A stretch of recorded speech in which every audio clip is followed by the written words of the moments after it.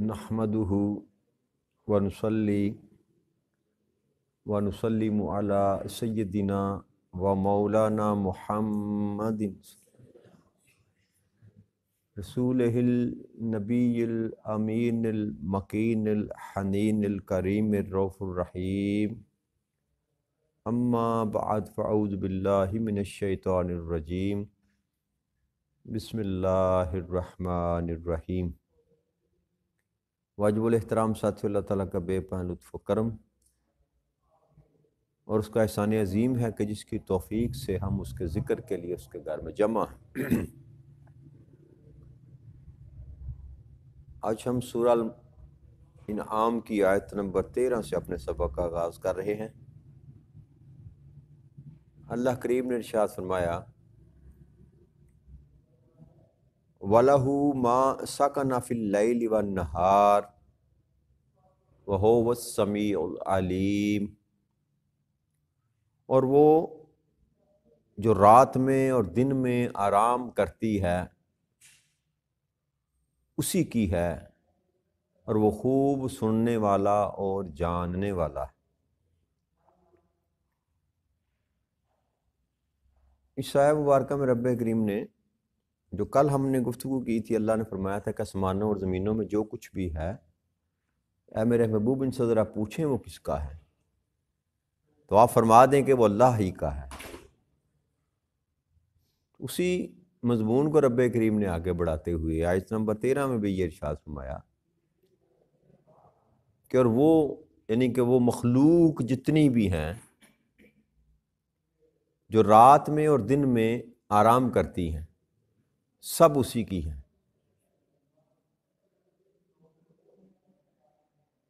اور وہ خوب سننے والا اور خوب جاننے والا۔ اسی مضمون کو یہ 2-3 آیات کریمہ ہے، اس کی تلاوت کر لیتے ہیں، پھر اس پر گفتگو کرتے ہیں۔ ذرا ایک ہی مضمون اللہ کریم نے اس میں بیان فرمایا، اور اسی آگے آیت نمبر 14، 15 اور 16 اللہ کریم نے ارشاد فرمایا قل اغیر اللہ اتخذ ولیا فاطر السماوات والارض وهو یطعم ولا یطعم قل انی امرت ان اکون اول من اسلم ولا تکونن من المشرکین قل انی اخاف ان عصیت ربی عذاب یوم عظیم من یصرف عنہ یومئذ فقد رحمہ وذالک الفوز المبین۔ کہ اے میرے محبوب آپ ذرا فرما دیجئے کہ کیا میں کسی دوسرے کو دوست بنا لوں اس اللہ کے سوا جو آسمانوں اور زمین کا پیدا کرنے والا ہے، اور وہ سب کو کھلاتا ہے اور خود اسے کوئی نہیں کھلاتا۔ فرما دیں مجھے حکم دیا گیا ہے کہ میں سب سے پہلے اس کے حضور سر جھکانے والا، سب سے پہلے مسلمان ہو جاؤں، اور یہ بھی فرما دیا گیا کہ تم مشرکوں میں سے ہرگز نہ ہو جانا۔ اے میرے محبوب فرما دیجئے کہ بے شک میں بڑے عذاب کے دن سے ڈرتا ہوں اگر میں اپنے رب کی نافرمانی کروں۔ اس دن جس شخص سے وہ پھیر دیا گیا تو بے شک اللہ نے اس پر رحم فرمایا، اور یہی آخری بخشش جو ہے یہ کھلی کامیابی ہے۔ تو یہ سارا مضمون جو رب کریم نے بیان فرمایا نبی اکرم صلی اللہ علیہ وآلہ وسلم کی زبان اقدس سے،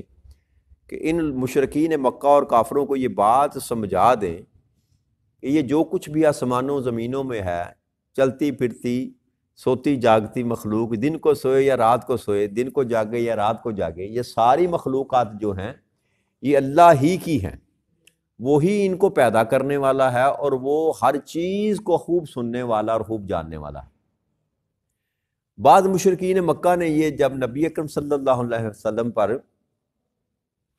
یہ آیت کریمہ آپ نے جب تلاوت کی تو انہوں نے کہا کہ تم محمد صلی اللہ علیہ وسلم یہ جو نبوت کے دعوے کرتے پھرتے ہو نا، تم محض دنیا کی اپنی ضروریات کو پورا کرنے کے لیے ایسا کرتے ہو، تو ایسا کرو، چھوڑو یہ سارا دھندا، ہم تمہیں اس قدر مال دے دیتے ہیں کہ ہم سب سے زیادہ تم غنی ہو جاؤ گے، یعنی کہ سب سے زیادہ مالدار تم ہو جاؤ گے۔ ہم سارے سرداران جو ہیں قریش کے وہ سارے ملا کر تمہیں اتنا مال دے دیتے ہیں کہ تم سب سے زیادہ مالدار ہو جاؤ گے۔ اور مشہور روایت میں بھی آتا ہے کہ جب نبی اکرم صلی اللہ علیہ وسلم حضرت ابو طالب کے پاس آئے، قریش کے سردار کہنے لگے کہ اپنے بھتیجے کو منع کرو کہ وہ ہمارے خداؤں کو جھوٹا نہ کہے، ایک خدا کی بات نہ کرے، یہ جو کہتا ہے ہم اسے دیتے ہیں، جتنا مال کہتا ہے دیتے ہیں، خوبصورت ترین عورتیں اگر مانتا ہے وہ ہم دیتے ہیں، سونے چاندی ہیرا جواہر جو کچھ کہتے ہیں۔ تو اس کا جواب نبی اکرم صلی اللہ علیہ وسلم نے دیا تھا، میں نے کہا میں کوڈ کر دوں، آپ نے فرمایا کہ ایک ہاتھ پر میرے سورج رکھ دو اور ایک ہاتھ پر اگر چاند بھی رکھ دو تب بھی میں حق بیان کرنے سے باز نہیں ہوں۔ تو اللہ کریم نے، یہ کافر کہا کرتے تھے، اس پر اللہ کریم نے یہ آیت کریمہ نازل فرمائی کہ تم کیا باتیں کرتے ہو کہ جو ہم تمہیں مال دے دیتے ہیں، تم اس بات کو بھول گئے کہ ساری کائنات کو بنانے والا تو وہ ہے جس نے محمد کو بھیجا ہے صلی اللہ علیہ وسلم، اور یہ ساری مخلوقات، یہ سارے خزانے جو تمہارے تصرف میں ہیں یا کسی اور کے تصرف میں ہیں، حقیقت میں تو یہ دینے والا بھی، یہ بنانے والا بھی، یہ سارے کا سارا وہ ذات ہے۔ تو اس لیے نبی اکرم صلی اللہ علیہ وسلم سے کہا گیا کہ آپ ان سے کہہ دیں کہ مجھے کیا ضرورت پڑی ہے کہ میں اس ذات کو چھوڑ کر جو آسمانوں اور زمینوں کو بنانے والا ہے، پیدا کرنے والا ہے، جو سب کو کھلاتا ہے، تمہیں بھی کھلاتا ہے، مجھے بھی کھلاتا ہے، جو اس کو مانے اس کو بھی کھلاتا ہے، جو اس کو نہ مانے اس کو بھی کھلاتا ہے، ہر ایک کو وہ کھلاتا ہے، اور خود وہ کسی سے کھاتا، وہ کھانے سے پاک ہے، وہ بے نیاز ہے۔ تو میں یہ کیسے ہو سکتا ہے کہ اس مالک ارض و سما کو چھوڑ کر، ساری کائنات کے بادشاہ کو چھوڑ کر، میں تمہاری یہ چند ٹگے جو ہیں ان کو قبول کر لوں؟ تو یہ کیسے تم بیوقوفوں والی بات کر رہے ہو، میں کیسے یہ ممکن ہے؟ اب میرے محبوب ان سے فرما دے، ذرا ان سے کہہ دیں کہ تم مجھے کیا دینا چاہتے ہو؟ ساری کائنات کا مالک، سارے خزانوں کا مالک تو ہے ہی اللہ، جس کا نمائندہ بن کے میں آیا ہوں، وہی تو دینے والا ہے، تمہیں بھی وہی دینے والا ہے، تو تم نے مجھے کیا دینا ہے؟ اور پھر میرے محبوب فرما دیجئے کہ مجھے تو فقط یہ حکم دیا گیا ہے کہ میں اللہ کے حضور سب سے پہلے سر جھکانے والوں میں ہو جاؤں، تو کوئی مانے یا نہ مانے، کوئی تسلیم کرے یا نہ کرے، مجھے تو یہ حکم ہے رب کی طرف سے کہ میرے محبوب تو سر جھکا میری بارگاہ اقدس میں۔ اور سب سے پہلے یاد رکھیے گا نا کہ آپ سابقین میں سے ہیں، نبی اکرم صلی اللہ علیہ وآلہ وسلم تخلیق کے لحاظ سے سب سے پہلے، تخلیق کے لحاظ سے سب سے پہلے ہیں، اس لیے نبی اکرم صلی اللہ علیہ وسلم فرمایا کہ مجھے پہلے ہی حکم دیا گیا کہ اے میرے محبوب تو اللہ کی حضور میں سب سے پہلے سر جھکانے والا بن جائے، مسلمان ہو جائے سب سے پہلے۔ تو حقیقتاً بھی نبی اکرم صلی اللہ علیہ وآلہ وسلم میں اس کائنات میں سب سے پہلے اگر کوئی ایمان مسلم تھے،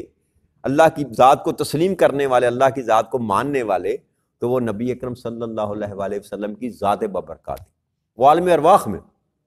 تو زمین پر تو جب آپ کو اللہ کریم نے بھیجا تو سب سے آخر میں نبی بنا کر بھیجا، لیکن اپنی تخلیق میں آپ سب سے اول تھے۔ اللہ کے بعد اگر جب تخلیق کی کہ اللہ کریم نے چاہا کہ میں کائنات کو بناؤں، کچھ بھی نہ تھا، ایک خدا تھا، تو جب اللہ نے چاہا میں کچھ بناؤں تو اس نے نور مصطفیٰ کو پیدا کی، تو اسی وقت اللہ کریم کی بارگاہ میں نبی اکرم صلی اللہ علیہ وسلم کے نور نے سجدہ کیا اور آپ کی معبودیت کا اعلان کیا۔ تو اللہ نے فرمایا کہ نبی اکرم صلی اللہ علیہ وسلم نے فرمایا کہ مجھے یہ حکم دیا گیا کہ میں سب سے پہلے مسلمان ہو جاؤں، اور یہ بھی فرما دیا گیا کہ تم مشرکوں میں سے ہرگز نہ ہو جانا، میرے ساتھ کسی اور کو شریک نہ ٹھہرانا۔ اور پھر فرمایا کہ تو بے شک میں بڑے عذاب کے دن سے ڈرتا ہوں اگر میں اپنے رب کی نافرمانی کروں، یعنی کہ تم اس بات کا خوف نہیں کرتے، جتنی رحمتیں، جتنی برکتیں، جتنا فضل اس رب کریم نے تم پر کیا ہے، اور جس قدر وہ رحیم ہے اور جس قدر وہ غفور ہے، تمہیں اس ذات سے ڈرنا چاہیے۔ اور تم اگر نہیں ڈرتے تو میں تو اس ذات سے ڈرتا ہوں، اس رب کی نافرمانی کرنے سے ڈرتا ہوں، اور پھر بڑے عذاب کے دن سے ڈرتا ہوں، بڑے عذاب کے دن سے ڈرتا ہوں۔ حقیقت میں یہ جب کلام نبی اکرم صلی اللہ علیہ وسلم کی زبان اقدس سے یہ کیا جا رہا ہے تو اس کا ہرگز مطلب یہ نہیں ہے کہ نبی اکرم صلی اللہ علیہ وآلہ وسلم کو خوف تھا اس بات کا کہ وہ بخشے نہیں جائیں گے۔ آپ کے فرمانے کا مطلب یہ ہے کہ جب میں اللہ کا محبوب اور مقرب ترین بندہ ہونے کے باوجود اللہ کے بڑے عذاب کے دن سے ڈرتا ہوں، سو تمہیں بھی ڈرنا چاہیے، تمہیں بھی ڈر۔ اس میں پیغام یہ ہے کہ اللہ کے اس دن کے عذاب سے جس دن رب کریم نے سب کا مواخذہ کرنا ہے اور سب سے پوچھا جائے گا اس کی نافرمانی اور فرما برداری کے متعلق، اس دن سے ڈرنا چاہیے۔ تو پیغام یہ ہے کہ اگر میں محمد صلی اللہ علیہ وآلہ وسلم ساری کائنات کے رب کے محبوب ہونے کے باوجود اس سے ڈرتا ہوں اور اس دن کا خوف رکھتا ہوں جس دن حساب و کتاب کیا جائے گا، تو تمہیں بھی اس کا خوف رکھنا چاہیے۔ اور میں اپنے رب کی نافرمانی کیسے کر سکتا ہوں؟ پھر آپ نے فرمایا کہ جس شخص سے وہ عذاب پھیر دیا گیا تو بے شک اللہ نے اس پر رحم فرمایا، اور یہی کھلی کامیابی ہے۔ کہ کل جو ہم نے بات کی تھی کہ اللہ بندے کا بخشا جانا اور بندے کو معاف کر دیا جانا یہ فقط اللہ کی رحمت کے سبب سے ہے، رحمت کے سبب سے ہے۔ اور ہمارا تو یہ ایمان ہے کہ رب کریم جب اگر کسی کو معاف کرتا ہے تو اس کی رحمت کا معاملہ ہے، اور اگر کسی کی گرفت کرتا ہے تو وہ اس کے عدل کا معاملہ ہے۔ بے جا وہ کسی پر ظلم نہیں کرتا، دنیا میں ہو یا آخرت میں ہو۔ جس کو سزا ملے گی وہ اس کے اپنے کیے ہوئے کرموں کا بدلہ ہوگی، اس کے کیے ہوئے اعمال کا بدلہ ہوگی، اور وہ عدل ہوگا رب کریم کا۔ اور اگر سارے گناہ کرنے کے باوجود اللہ کریم کسی کو بخش دے گا، کسی پر سے عذاب کو مؤخر کر دے گا یا ٹال دے گا، تو یہ اس کی رحمت کے سبب سے ہوگا۔ تو آپ نے فرمایا کہ اگر میں اپنے رب کی نافرمانی اللہ نے اگر کسی پر عذاب کو پھیر دیا تو یاد رکھنا بے شک یہ اللہ کا رحم ہوگا، یہ اس کے رحم کے سبب سے ہوگا، اور یہی کامیابی ہے۔ یعنی کہ حقیقت میں اگر دنیا کا چند مال ٹکے بندہ کما بھی لے تو اللہ کے ہاں یہ حقیقی کامیابی نہیں ہے۔ حقیقی دنیا کے معاملات میں، دنیا کے امتحانوں میں، دنیا کی مشکلات میں بندہ گزرتا چلا جائے اور کامیابی بھی حاصل کر لے، اس پر گرفت بھی اپنی مضبوط کر لے، دنیا کے مشکلات میں سے نکل بھی جائے، تو حقیقت میں یہ حقیقی کامیابی نہیں ہے۔ حقیقی کامیابی یہ ہے کہ جب اللہ کی بارگاہ اقدس میں حاضر ہو بندہ اور وہاں پر جا کر بندہ مشکلات میں نہ آئے، تو حقیقی کامیابی ہے۔ وہاں اس کا معاملہ آسان ہو جائے، وہاں اس کے ساتھ ایسا معاملہ ہو جائے کہ رب کریم اس کو اپنے رحم سے، اپنے فضل سے بخش دے۔ تو جو اللہ کے ہاں قیامت کے دن کامیاب ٹھہرا، حقیقت میں وہ کامیاب ہے۔ ذالک الفوز المبین، کھلی نشانی جو ہے نا کسی کے کامیابی ہونے کی، وہ یہ ہے کہ قیامت کے دن رب کریم اس کو پکڑ کر جہنم میں نکال کر جنت میں داخل کر دے۔ کہ انسان، نبی اکرم صلی اللہ علیہ وسلم کی حدیث مبارک ہے، آپ نے فرمایا، حضرت انس رضی اللہ عنہ بیان کرتے ہیں کہ اللہ کریم نے کچھ لوگوں کو ان کے گناہوں کی سزا دینے کے لیے جہنم میں ڈال دیا، اور پھر ان کے جسموں پر آگ کے نشان ہوں گے، پر اللہ اپنے فضل و رحمت سے ان کو جنت میں داخل کر دے گا، جنت میں داخل کر دے گا۔ تو یہ اللہ کی رحمت ہے نا، یاد رکھیے گا، یہی سبب بنے گی انسان کی بخشش کا۔ چاہے تو وہ جہنم میں پھینکنے سے پہلے ہی تم پر کرم کر دے، فضل کر دے، رحم کر دے، اور چاہے تمہارے گناہ اگر حد سے زیادہ بڑے ہوں، تم نے اپنی جانوں پر ظلم زیادہ کر لیا ہو، تو تمہیں جہنم میں پھینک بھی دیا جائے اللہ کے عدل کے سبب، تو پھر بھی اللہ کریم رحم فرمائے گا ایمان والوں پر، نبی اکرم صلی اللہ علیہ وسلم کی امت پر اور تمام نبیوں کی امتوں پر۔ جس نے بھی اللہ اور اللہ کے رسول کی پیروی کی مگر زندگی میں گناہ کرتا رہا، بڑے گناہ کیے، کبیرہ ظلم کیا، تو اس کے سبب سے جہنم میں پھینکا گیا۔ تو آقا نے فرمایا کہ وہ لوگ جو ہوں گے ان کو بھی اللہ اپنی رحمت کے سبب سے نکال لے گا بالآخر جہنم سے، اور یہ جہنم سے نکالا جانا یہ بھی اللہ کی رحمت ہے، یہ بھی اللہ کی رحمت ہے۔ اسی طرح حضرت عبداللہ فرماتے ہیں، عبداللہ بن مسعود، کہ رسول اکرم صلی اللہ علیہ وسلم نے فرمایا کہ اللہ تعالیٰ سے جب بھی سوال کرو اس کے فضل کا سوال کیا کرو، کیونکہ اللہ کو یہ پسند ہے کہ اس سے مانگا جائے، اس سے سوال کیا جائے۔ رب کریم کو سب سے زیادہ جو امر پسند ہے کہ اس کی بارگاہ اقدس سے مانگا، وہ بادشاہ ہے، وہ کہتا ہے میرا در ہے، دینے والا میں ہوں، خزانوں سے بھرے ہوئے ہیں میرے سارے، تو تم اے انسان تم مانگتا کیوں نہیں؟ ایک حدیث مبارک میں آتا ہے کہ نبی اکرم صلی اللہ علیہ وسلم نے فرمایا کہ آسمان پر رب کریم رات کے پچھلے پہر اپنی شان کے لائق آسمان دنیا پر اتر آتا ہے اور کہتا ہے کوئی مجھ سے مانگنے والا میں اس کو عطا کروں، لمبی حدیث مبارک۔ تو رب کریم تو اپنی رحمت کے دروازے کھولے بیٹھا ہوا ہے اور صدائیں دے رہا ہے کہ ہے کوئی مجھ سے مانگنے والا ہے میں اس کو عطا کر دوں۔ کمی اور کوتاہی جو ہے جو غفلت ہے وہ ہماری طرف سے ہے۔ اللہ کی رحمت تو بے کران ہے، وہ تو ہر ایک کو نوازنا چاہتی ہے، ہر ایک کو عطا کرنا چاہتی ہے، مگر اگر بندہ مانگے ہی نہ، اس کی در کی طرف رجوع ہی نہ کرے، اس کو اپنا رب ہی تسلیم نہ کرے، اس کو اپنا بادشاہ ہی نہ مانے، اس کو دینے والا ہی تسلیم نہ کرے، تو پھر ہمارے اینڈ سے یہ خرابی ہے، اس کا دروازہ تو کبھی رحمت کا بند ہوتا ہی نہیں ہے۔ تو یہ اللہ نے فرمایا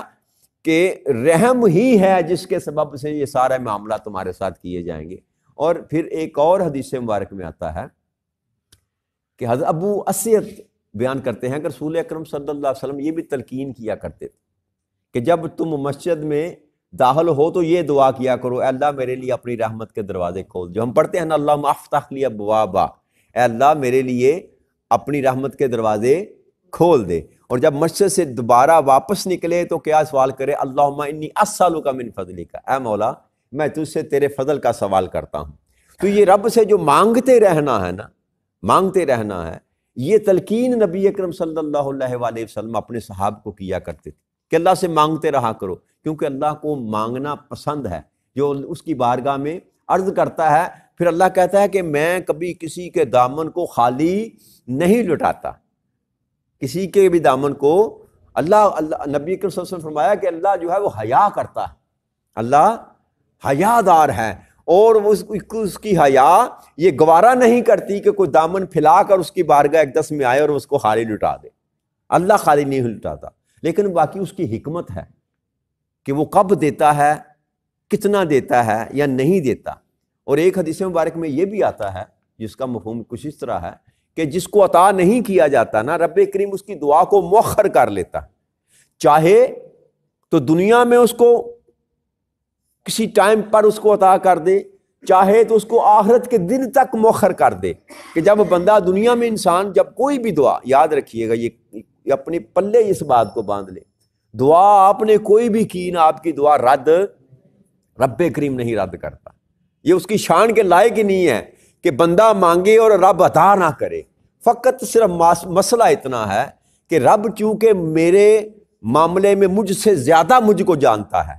اور وہ میری خیر چاہتا ہے، اس لیے بعض اوقات ایسا ہوتا ہے کہ میں مانگتا ہوں لیکن مجھے فوری طور پر عطا نہیں کیا جاتا، اس میں خیر ہوتا ہے،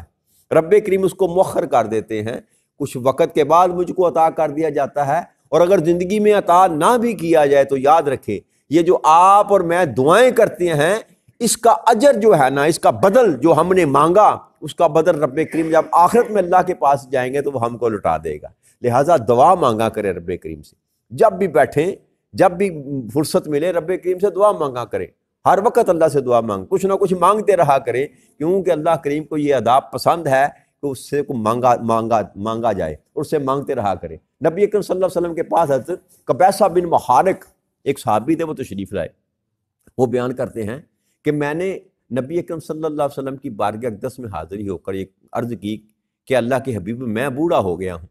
میں کمزور ہو گیا ہوں، تو میری یہ ہڈیاں کمزور ہو گئی ہیں، میں آپ کے پاس اس لیے آیا ہوں کہ مجھے ایسے عمل کی تعلیم دیں جس سے اللہ عز و جل مجھ کو نفع دے دے، میرے لیے کو فائدہ مند معاملہ ہو جائے۔ تو آپ نے فرمایا قبیصہ تم کسی پتھر یا درخت یا مٹی کے ڈیلے کے پاس سے نہیں گزرو گے مگر وہ تمہارے لیے استغفار کرے گا، ہر چیز تیرے لیے اللہ سے مغفرت طلب کرے گی، مگر کب؟ تم صبح کی نماز پڑھنے کے بعد 3 دفعہ یہ پڑھو سبحان اللہ العظیم و بحمدہ، یہ تسبیح کیا کرو اللہ کریم کی، تو ہر چیز تیرے لیے اللہ کی ہاں مغفرت کیا کرے گی۔ اور پھر فرمایا تم نبینا ہونے، جزام اور فالے سے محفوظ رہو گے، تم یہ دعا کیا کرو، اے اللہ میں تجھ سے ان چیزوں سے سوال کرتا ہوں جو تیرے پاس ہیں، میں تم سے وہ مانگتا ہوں جو تیرے پاس ہے۔ تو رب کے پاس کیا نہیں ہے جی؟ میں اکثر کہا کرتا ہوں نا کہ مانگنے میں ہم جو ہے نا وہ کمی کرتے ہیں، ہم اپنی ضرورتوں کے مطابق مانگتے ہیں، مولا ہمیں یہ دے دے، مولا ہمیں یہ دے دے۔ یہ دعا کمزور انسان کی دعا ہے، اس سے مانگنا ہے، جتنی بڑی بارگاہ ہوتی ہے نا اس بارگاہ کے مطابق انسان کو مانگنا چاہیے، اس سے کبھی یہ نہ مانگے مجھے اتنا دے دے، نہ مولا بس اپنا فضل کر دے، مولا بس تو رحم کا عطا کر دے، مولا کیا عطا کرنا ہے اس پر چھوڑ دے جی، وہ ساری کمیاں اور کجیاں آپ کی دور کر دے گا۔ جب آپ مانگتے ہی تھوڑا ہے تو پھر کثر آپ کو لگ جاتی ہے۔ لہذا اللہ سے جب بھی مانگے نا بے تحاشا مانگے اور بے دھڑک ہو کر مانگے، اس کے سوا کائنات میں کوئی اور دینے والا نہیں ہے۔ تو آپ نے فرمایا کہ تو جزا اور فالے سے محفوظ رہے گا۔ اللہ سے یوں کا قہر کہ میں تجھ سے ان چیزوں کا سوال کرتا ہوں جو تیرے پاس ہیں، تو مجھ پر اپنے فضل سے فیضان فرما، مجھ پہ اپنی رحمت بکھیر دے اور مجھ پر اپنی برکتیں نازل فرما۔ یہ دعا نبی اکرم صلی اللہ علیہ وسلم نے اپنے صحابی کو سکھلائی۔ تو اس لیے نبی اکرم صلی اللہ علیہ وسلم اپنے صحابہ کو یہ تلقین کی عادت، ابو ہریرہ رضی اللہ عنہ بیان کرتے ہیں کہ رسول اکرم صلی اللہ علیہ وآلہ وسلم نماز میں قرأت سے پہلے جب سکوت کرتے تو اللہ سے اس کے فضل کا سوال کیا کرتے تھے۔ یعنی کہ اتنی بڑی بارگاہ ہے وہ کہ جو نبیوں کا مانگنا ہوتا ہے نا، یاد رکھیے گا، نبیوں کا مانگنا وہ امت کی تلقین کے لیے ہوتا ہے، امتیوں کو تربیت کرنے کے لیے، ورنہ نبیوں کو تو اللہ بن مانگے عطا کرتا ہے، نبیوں کو تو اللہ بن مانگے عطا کرتا ہے۔ وہ جو نبی مانگتے ہیں اور نبی مانگنے کا طریقہ سکھلاتے ہیں، وہ اپنی امت کی تربیت کے لیے ہوتا ہے کہ ایسے کیا کرو، یہ ایسے کرتے تھے۔ نبی اکرم صلی اللہ علیہ وسلم کی جتنے سنتیں مبارکہ ہیں وہ اسی لیے ہیں کہ امت جو ہے اس سنت پر عمل کرتے ہوئے رب کے ساتھ جڑ جائے، رب سے مانگنے کا طریقہ، دعا کیسے کرنی ہے، کون سی دعا کرنی ہے۔ اور نبی اکرم صلی اللہ علیہ وآلہ وسلم اپنے صحابہ کو مختلف دعائیں سکھلایا کرتے تھے، یہ دعا مانگا کرو، یہ دعا مانگا کرو۔ اور آپ کی ڈھیروں دعائیں ہیں آپ کی حدیث کی کتب میں جو آپ کو مل جائیں گی، جو نبی اکرم صلی اللہ علیہ وسلم تلقین کیا کرتے تھے کہ اللہ کے ہاں دعا جو ہے نا وہ کرتے رہا کرو، کیونکہ دعائیں جو ہوتی ہیں وہ بلاؤں کو بھی ٹالتی، دعائیں بلاؤں کو بھی ٹالتی ہیں۔ اور اسی لیے جو دعا آپ کرتے ہیں اللہ کریم اس کے سبب سے آپ کو جو اجر بھی عطا کرتا ہے، آپ کو اجر بھی عطا کرتا ہے، نیکی کی تلقین توفیق بھی عطا کرتا ہے۔ تو دعا کرتے رہنا چاہیے، دعا سے ہی انسان کے معاملات جو ہیں وہ سیدھے ہو جاتے ہیں۔ جب آپ مانگنا سیکھ جائیں گے تو وہ دینے والا وہی ہے۔ نبی اکرم صلی اللہ علیہ وسلم نے فرمایا کہ کائنات ارض و سما میں کوئی ایسی طاقت نہیں ہے کہ اللہ اگر تمہیں دینا چاہے تو وہ اس کو روک سکے، اور کوئی ایسی ہستی ہے ہی نہیں کہ جو چیز رب کریم تم کو نہ دینا چاہے تو وہ تم کو عطا کر دے۔ دینے والا بھی وہی ہے اور نہ دینے والا بھی، لینے والا بھی وہی ہے۔ لہٰذا ہمیں اس ذات کی طرف جو ہے اپنی توجہ کرنی چاہیے، اور جو ہمارے رسول اکرم صلی اللہ علیہ وسلم ہم کو تلقین کر گئے، ہماری تربیت کر گئے، اس ذات سے مانگا کرو جو ساری کائنات کو دینے والی ہے، اس ذات سے مانگا کرو جو ساری کائنات کو پالنے والی ہے، اس ذات سے مانگا کرو جو ساری کائنات کو چلانے والی ہے، تو پھر تمہیں کسی چیز کی کمی باقی نہیں رہے گی۔ اللہ کریم سے اس دعا کے ساتھ کہ رب کریم ہمیں ہدایت نصیب فرما دے۔ وما علینا الا البلاغ المبین۔ السلام علیکم ورحمۃ اللہ وبرکاتہ۔